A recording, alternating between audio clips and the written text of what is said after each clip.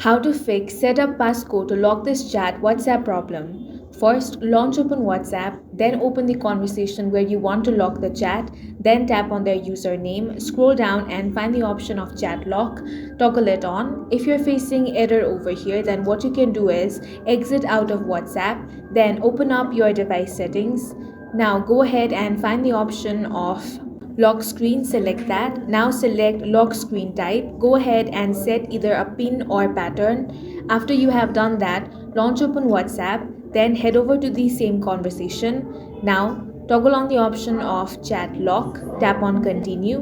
Once that is done, enter the pin or pattern that you have just created. Once you do that, you will successfully lock the conversation on WhatsApp. And that's all for this video. If you found it useful, make sure to hit the like button and subscribe for more videos like this.